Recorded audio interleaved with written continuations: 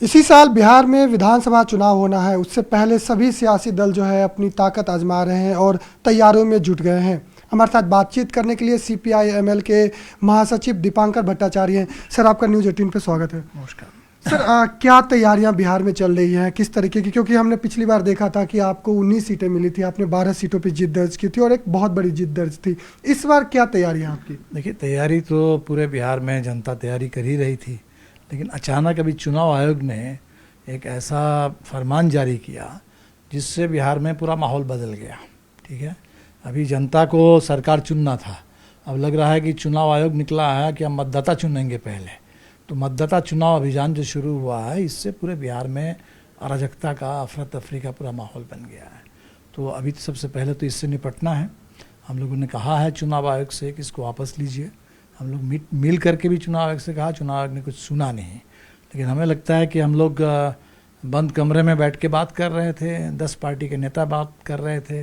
तो 9 तारीख बिहार में जो हड़ताल होगी, उससे चुनाव आयोग को पता चलेगा कि ये कोई 10 पार्टी के नेताओं का बंद कमरे की बात नहीं है। ये पूरे बिहार के हर गांव, गली गांव से यही आवाज़ निकल रही है कि असंभव है जो चुनाव आयोग का फरमान है, इसको वापस लेना होगा। बाकी चुनाव अभी बिहार का बिल्कुल मूड साफ है कि सरकार बदलना है। देखिए, पिछले चुनाव जो 2020 के थे, वो मुद्दों के आधार पर, उस समय रोज़गार का सवाल था, कोविड के दौर में लोगों की पीड़ा थी, प्रवासी मजदूर, वो सवाल था। इस बार सारे सवाल मिल करके तय हो गया है कि लोगों ने कहा कि 20 साल से जो सरकार, अब तो कोई सरकार लगता है कि है ही नहीं। तो बिहार में हर रोज़ हत्या, अपहरण, बलात्कार की घटना और पलायन करने के लिए लोग मजबूर हैं। और अभी तो जो प्रवासी मजदूर हैं, अब चुनाव आयोग कह रहा है कि उनका वोटिंग नहीं राइट रहेगा। वो कह रहे हैं कि जहाँ कमाते हो, जहाँ रहते हो, वहीं वोट डालो। चुनाव के लिए लोग जो घर लौटते थे, घर लौट के वोट डालते थे, ये अधिकार भी उनसे छीना जा रहा है। आप लोगों की मुलाकात चुनाव आयोग से भी थी, उस दौरान भी आप लोगों ने कई सारे सवाल खड़े किए थे। अब हालांकि चुनाव आयोग ने कुछ बदलाव भी किया है, लेकिन उनका तो ये कहना है कि चुनाव से पहले हम जो है हर बार वेरिफिकेशन करवाते हैं। 2003 में भी करवाया, इस बार भी करवा रहे हैं। पहली बात 2003 अगर कर रहे थे, हर बार तो नहीं, 2003 22 साल पहले। और बात सच तो ये है कि इससे पहले देश में जितने इस तरह के पुनरीक्षण हुए, उन तमाम पुनरीक्षणों से ये बिल्कुल अलग है। ये एकदम बिल्कुल एक नए किस्म का अभियान है। नया इस मामले में है कि पहली बार हिंदुस्तान के मतदाताओं से ये कहा जा रहा है कि आप पहले अपनी नागरिकता साबित करो। आज तक किसी मतदाता से ये कहा नहीं गया है कि मतदाता जो है वो साफ साफ लिख देते थे कि 18 साल से ऊपर हैं, हम देश के नागरिक हैं, वोटर लिस्ट में हमारा नाम चढ़ना चाहिए, नाम चढ़ जाता था। अब पहली बार ये मतदाता निरीक्षण के नाम पर दरअसल चुनाव आयोग एक नागरिकता टेस्ट में बिहार के जनता को उन्होंने धकेल दिया है। ये बिल्कुल नया मामला है और ये खतरनाक मामला है, क्योंकि इससे होगा क्या कि अभी पूरे देश में जो डॉक्यूमेंट आप मांग रहे हैं, जनता के पास जो डॉक्यूमेंट थे, जनता को तो यही लग रहा था कि शुरू में कि भाई पुनरीक्षण होगा, वेरिफिकेशन होगा, घर घर कोई आएगा, देखेगा कि आदमी जिंदा है कि मर गया, नाम छटेगा, इतनी बात थी। लेकिन चुनाव आयोग आकर के डॉक्यूमेंट मांग रहा है। वो जो डॉक्यूमेंट है, जनता के पास जो डॉक्यूमेंट है, वो चुनाव आयोग नहीं मानने के लिए तैयार है। जनता के पास मान लीजिए आधार है, 90% लोगों के पास शायद आधार है। जनता के पास चुनाव आयोग का ही दिया हुआ वोटर आई कार्ड है, जनता के पास जॉब कार्ड है, राशन कार्ड है, जो कुछ भी है। आज के नौजवानों के पास ड्राइविंग लाइसेंस है, बहुत लोगों के पास। वो चुनाव आयोग के लिए कोई मतलब नहीं रखता। चुनाव आयोग मांग रहा है कि मकान का कागज़ ले आओ, ज़मीन का कागज़ ले आओ, बर्थ सर्टिफिकेट ले आओ, मैट्रिकुलेशन का सर्टिफिकेट ले आओ, जो जनता के पास है नहीं। और अभी जो चुनाव आयोग आप कह रहे हैं कि पीछे हटा है, चुनाव आयोग कुछ भी पीछे नहीं हटा है। चुनाव आयोग ने ये कहा कि उनको डर लग गया कि ये जो उनका डेट था कि हम 26 जुलाई तक इसको ख़त्म करेंगे और 30 को आ जाएगा ड्राफ्ट रोल, तो पता चल जाता जो बात हम कह रहे हैं कि कम से कम 2 करोड़ लोग छंटने वाले हैं बिहार में। बंगाल इससे बचने के लिए उन्होंने कहा कि फिलहाल जो जमा कर दो, डॉक्यूमेंट बाद में देने से भी चलेगा। लेकिन बात तो सवाल वही है, 1 महीने के अंदर भी डॉक्यूमेंट कहाँ से लाएंगे? डॉक्यूमेंट है ही नहीं लोगों के पास, कहाँ से लोग डॉक्यूमेंट लाएंगे? बंगाल की CM ममता बनर्जी ने कहा कि NRC लाने की कोशिश है, वही एक दरवाजा खोलने की कोशिश है। दूसरी तरफ कांग्रेस हो या फिर आप लोग लगातार बोल रहे हैं कि लोकतंत्र के खिलाफ है, कानून है, गलत है। आप लोग की मुख्य मांग क्या है और आप लोग चुनाव आयोग से क्या चाहते हैं? मुख्य मांग सीधा है कि इसको वापस लो।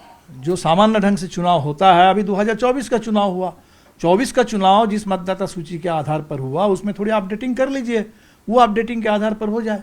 24 में लोकसभा का चुनाव अगर उस मतदाता सूची के आधार पर अगर संभव है हुआ है, अचानक उस मतदाता सूची में ऐसी कौन सी गड़बड़ी आ गई कि आपको पहले मतदाता सूची को ठीक करने के लिए इस तरह का सघन पुनरीक्षण करना है। और आमतौर पे पहले जब भी हुआ है, पहली बात तो इस तरह का हुआ नहीं, वो चुनाव से बहुत पहले हुआ है। इस अफरा तफरी में अभी चुनाव है तो उस समय जुलाई के महीने में, बरसात में, बाढ़ में आप जा करके अभी लोगों से डॉक्यूमेंट मांग रहे हैं, असंभव है।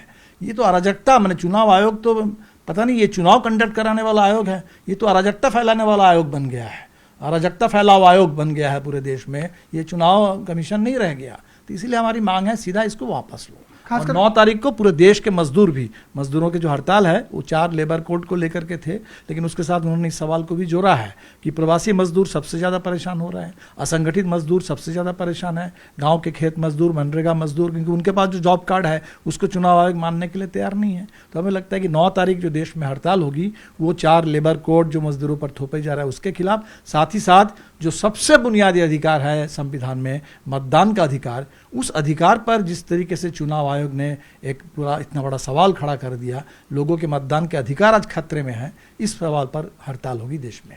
9 जुलाई को प्रोटेस्ट कर रहे हैं। इससे पहले हमने देखा एक पटना में भी एक रैली हुई वक्फ कानून को लेके, उसमें भी कई तरीके की बातें कही गई, आप लोगों ने विरोध दर्ज करवाया। तेजस्वी यादव ने एक बयान दे दिया कि कूड़ेदान में उसे डाल देंगे, जिसके बाद बीजेपी ने बहुत पलटवार किया, नमाजवादी, समाजवादी, कई तरीके की चीज़ें की।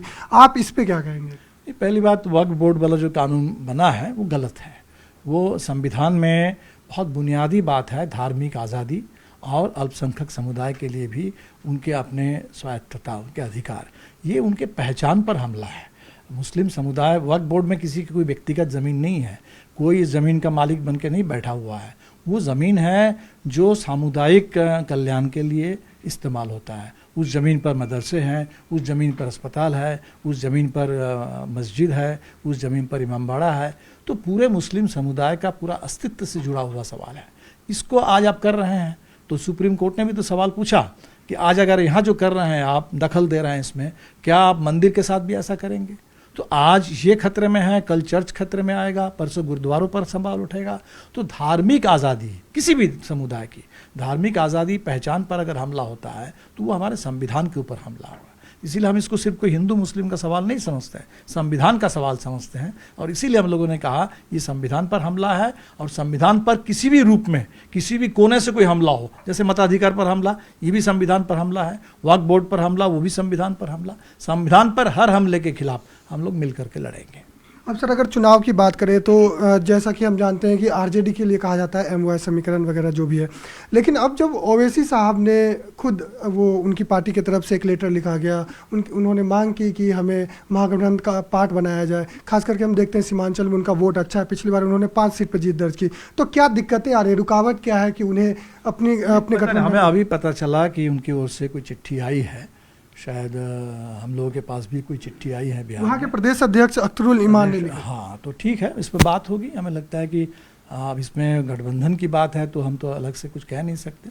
राष्ट्रीय जनता दल है, कांग्रेस है, अन्य तमाम पार्टियां हैं, सभी पार्टियां मिलकर के इस पर तय करेंगी। हालांकि सर, एक रिएक्शन आया आरजेडी की तरफ से, उन्होंने कहा कि ये बीजेपी की बी टीम है। साथ ही साथ एक और उनके प्रवक्ता का बयान आया कि अगर उन्हें मुस्लिमों की चिंता है तो एआईएम चुनाव ही ना लड़े बिहार में। लेकिन क्या आपको लगता है बिहार जैसे राज्य में जो 5 सीट जीत रही है वो चुनाव ना लड़ेगी? ये कहें हम किसी भी दल के लिए, जैसे कल किसी ने हमसे पूछा कि भाई केजरीवाल जी लड़ना चाहते हैं बिहार में जा करके, हमने कहा कि अच्छी बात है, केजरीवाल जी भी जा करके, चुनाव में सिर्फ हार जीत थोड़ी होती है, चुनाव में बातें भी होती हैं। केजरीवाल जी दिल्ली से जाएं, बिहार के लोगों को जा करके दिल्ली के बारे में बताएं कि भारतीय जनता पार्टी ने क्या कहा था और क्या क्या कर रही है। तो देश के अगर एमआईएम के लोग भी आएँ, हैदराबाद की बात भी बताएं, तो निश्चित तौर पर लोगों के लिए अच्छी बात है, लोगों को और जानकारी मिलेगी। वोट तो क्या किनको देना है, नहीं देना है, वो तो जनता को तय करना है। इसलिए हम हार जीत वोट इस हिसाब से नहीं देख रहे हैं। ज़्यादा पार्टियां लड़े, प्रशांत किशोर जी नई पार्टी बना लिए हैं, लड़े, बिल्कुल कोई बात नहीं है। हम तो चाहते हैं कि मल्टी पार्टी डेमोक्रेसी, कोई एक दल का दबदबा ना हो देश में। जो भारतीय जनता पार्टी चाहती है कि देश में एक ही पार्टी राज करेगी, 1 नेशन 1 पार्टी, हम लोग बिल्कुल ऐसे नहीं है। हम तो चाहते हैं कि 1 नेशन मल्टीपल पार्टीज, और सभी पार्टी के लिए बराबरी का हक और देश में सभी जनता के लिए मतदान के अधिकार की सुरक्षा। जैसे केजरीवाल ने बोल दिया कि वो चुनाव लड़ेंगे बिहार में, 243 सीटों की बात उन्होंने की सभी सीटों पे, तो ये आपको लगता नहीं है कि ये महागठबंधन का जो वोट है वही विखराब होगा? क्योंकि उनका भी मेन यही है कि बीजेपी के विरोध में। हमें तो जनता पर देखिए भरोसा है, किसी का कोई ऐसा कोई वोट नहीं होता है कि जो इसका वोट है उसका वोट है। वोट जनता का है, जनता मालिक है, जनता को जहाँ देना होगा जनता देगी। और हमें लगता है कि इस बार का जो बिहार का चुनाव है बिल्कुल तय है, ये अन्य चुनाव से भिन्न है। 20 साल से नीतीश जी वहाँ है और अब लोगों को लग रहा है कि बिहार में कोई सरकार ही नहीं है, अपराधियों का बोलबाला हो रहा है, अपराधियों का राज, भ्रष्टाचार का दबदबा।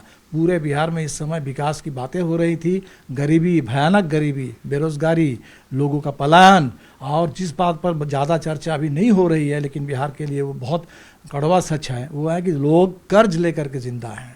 कर्ज का बहुत ज़बरदस्त बोझ है जिसके तले लोग दबे हुए हैं, आत्महत्याएं शुरू हो चुकी हैं। तो बिहार की आर्थिक स्थिति बहुत लोगों की खराब है। तो इस बार का चुनाव बदलाव के लिए चुनाव है। नारा जो उठा है, हम लोगों ने अभी यात्रा निकाली थी, बदलो सरकार बदलो बिहार, ये हमारा कोई पेटेंट किया हुआ नारा नहीं है, ये बिहार की आवाज़ है जो बिहार के हर कोने से उठ रही है। तो हमें लगता है कि इस बार का चुनाव पार्टियां लड़े, कोई दिक्कत नहीं है, जितनी पार्टी लड़ना चाहे, जितने उम्मीदवार हो, लेकिन जनता के सामने निशाना एक है कि ये चुनाव बिहार में सरकार को बदलने वाला चुनाव है। और अभी इंडिया गठबंधन, पिछले चुनाव में हम लोग बस 12,000 वोट से पीछे थे, कुछ सीटों से पीछे थे। निर्णायक बहुमत इंडिया को इस बार मिलना चाहिए। हमें लगता है कि ये है चुनाव का एजेंडा। बाकी जितनी पार्टियां लड़ना चाहती हैं बिल्कुल स्वागत है सब। आप बता रहे हैं महागठबंधन एकजुट है और आगे है, लेकिन जब हम सीटों की बात करते हैं या फिर सीएम पद को लेकर बात करते हैं तो क्लियरिटी अभी तक नहीं आ रही है, क्योंकि कांग्रेस की तरफ से तेजस्वी यादव का नाम नहीं लिया जा रहा है और सीटों पे भी कई सारी चीज़ें, दावेदारी लगातार बढ़ रही है। इसमें देखिए लगभग एक क्लियर है, औपचारिक घोषणा नहीं हुई, लेकिन सबको पता है कि तेजस्वी यादव पिछले चुनाव में भी थे। सबसे बड़ा दल राष्ट्रीय जनता दल है, सबसे बड़े दल के वो नेता हैं, 2 बार उप मुख्यमंत्री रह चुके हैं, इसलिए इसको लेकर के कहीं कोई कन्फ्यूजन नहीं है। मैं बार बार कह रहा हूँ कि इसमें देखिए 2 बात बिल्कुल क्लियर है। तेजस्वी यादव के नाम की औपचारिक घोषणा चाहे ना भी हो तब भी ये क्लियर है, और उधर एनडीए खेमे में लाख ये लोग कह ले कि 25 से 30 फिर से नीतीश कुमार ही चेहरा है, ये बिल्कुल तय है। बिहार को पता है कि नीतीश कुमार चेहरा नहीं है, उसके पीछे कुछ और होने वाला है। तो दीपांकर भट्टाचार्य मान रहे हैं कि तेजस्वी यादव ही उनके गठबंधन के चेहरा हैं सीएम पद के। बिल्कुल। और सर सीटों को लेके जो बवाल चल रहा है, बात कोई बवाल नहीं है, बातें शुरू हो चुकी है। पिछले चुनाव की तुलना में तो इस बार हम लोग काफ़ी संगठित ढंग से, व्यवस्थित ढंग से बात कर रहे हैं। कमेटी, समन्वय समिति बनी है, उप समितियाँ बनी है, बातें शुरू हो गई है और हमें लगता है अभी समय है। अब अचानक ही SIR का हमला आ गया, तो ये जो सर्जिकल स्ट्राइक बिहार पर हुआ तो सबको तो अभी इसका जवाब देना पड़ रहा है। ये एक नया एजेंडा सबके लिए सामने आया है, लेकिन हम बाकी मुद्दों पर भी और सीटों पर भी बात कर रहे हैं। एक बार और सीटों पे बात कर ले, जैसे मुकेश सहनी कह रहे हैं कि वो 60 से 70 लड़ेंगे, कांग्रेस का भी डिमांड है कि वो भी 70, और आप लोग भी पिछली बार आपका बहुत अच्छा प्रदर्शन रहा, 12 सीटों पे आप लोग जीते 19 में, तो आप लोग की तरफ से कितने सीटों की डिमांड रहेगी? और हमने कहा कि हम 40 सीट पर, कम से कम 40 सीट पर हमारी ठीक से तैयारी चल रही है। हम ये समझते हैं कि पिछली बार हम सिर्फ 12 जिलों पे लड़े थे, 19 सीट, लेकिन 19 सीट सिर्फ 12 जिलों के अंदर। बिहार में 38 जिले हैं, तो बिहार के बहुत सारे जिले हैं जहां हम बिल्कुल नहीं लड़े, और जहां हम बिल्कुल नहीं लड़े वहां इंडिया गठबंधन का, महागठबंधन का प्रदर्शन थोड़ा कमज़ोर रहा। जहां भी हम लोग लड़े उन जिलों में प्रदर्शन बेहतर हुआ। तो हमें लगता है कि महागठबंधन की जीत के लिए, निर्णायक जीत के लिए ज़रूरी है कि माले और ज़्यादा जिलों से लड़े, और जाहिर सी बात है और ज़्यादा जिलों से लड़ने का मतलब और ज़्यादा सीट से भी लड़े। तो ये इसी आधार पर हमने एक करीब 40 सीट की एक सूची बनाई है। बाकी बातचीत होगी, बातचीत के आधार पर हम लोग देखते हैं कैसे क्या तय होता है। शाहबाद इलाके की बात करें तो जैसे हम पाटलिपुत्रा से नीचे आते हैं तो वहाँ देखते हैं कि लोकसभा चुनाव में बीजेपी को वहाँ पे तगड़ी हार झेलनी पड़ी, चाहे बक्सर हो, आरा हो, काराकाट हो, सासाराम हो। साथ ही साथ अगर हम विधानसभा चुनाव की बात करें तो बेगूसराय में भी कुछ विधानसभा सीटों पे नुकसान एनडीए को हुआ था। इस बार आप लोगों की क्या तैयारी है? क्योंकि हमेशा कहा जाता है कि अगर आरजेडी और लेफ्ट पार्टियाँ इन सब सीटों पर एकजुट हो जाए तो उनकी मार्जिन जो है वो बढ़ेगी। बिल्कुल बिल्कुल, हमारी तैयारी वैसी है। इस बार हम हमेशा कह रहे हैं कि अभी जो हेडिंगली टेस्ट में इंडिया की हार हुई, 5 सेंचुरी करने के बावजूद 2 सेंचुरी करने वाली टीम से हम लोग हार गए हैं। इसका कारण है कि पूरे टीम का प्रदर्शन और 5 दिन, टेस्ट मैच के 5 दिन का जो प्रदर्शन है वो ठीक नहीं रहा। कभी कभी गैप रहा। बिहार के चुनाव में भी ऐसे ही हुआ। दक्षिण बिहार अच्छा रहा, मान लीजिए लोग कहते हैं कि माले का स्ट्राइक रेट बहुत अच्छा रहा, किसी का स्ट्राइक रेट कम रहा, तो सबका स्ट्राइक रेट अच्छा हो।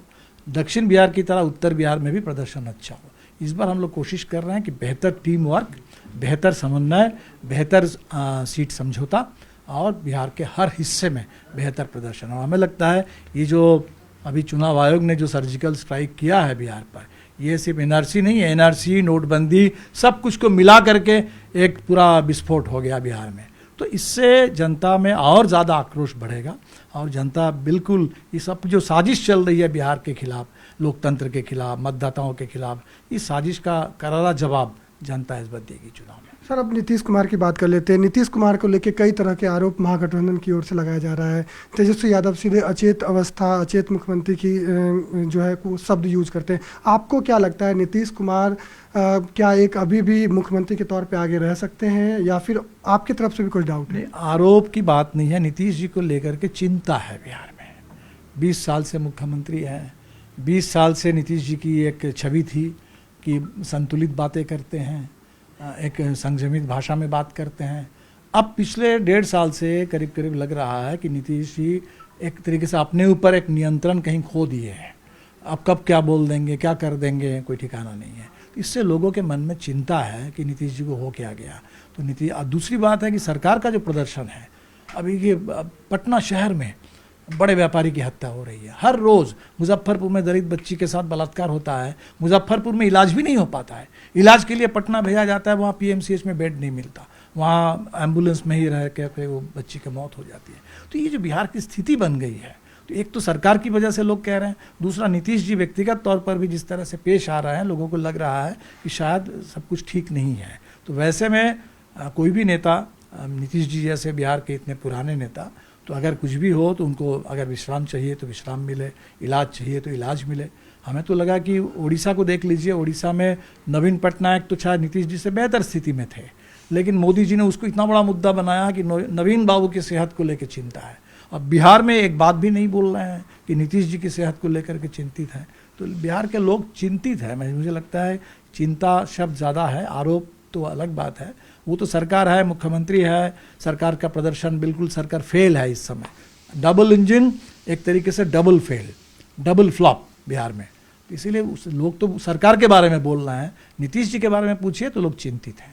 सर, क्राइम को लेकर कहे, एक जैसे हमने देखा पटना में व्यापारी की हत्या हुई, सिवान में हमने देखा कि वहाँ 3 लोगों की हत्या हुई, लगातार कई तरह की खबरें आती हैं।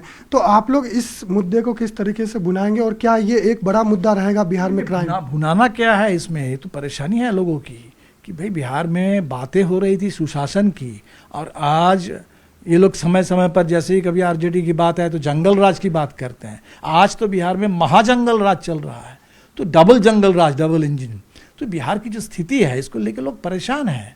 तो इसीलिए हमें लगता है किसी मुद्दे को भुनाने की ज़रूरत नहीं है, और अलग अलग अब मुद्दा भी नहीं रह गया कि अपराध है मुद्दा, गरीबी है मुद्दा, बेरोजगारी है मुद्दा, सब मिल करके सरकार अभी मुद्दा है कि ये सरकार के रहते बिहार 1 इंच भी आगे नहीं बढ़ेगा।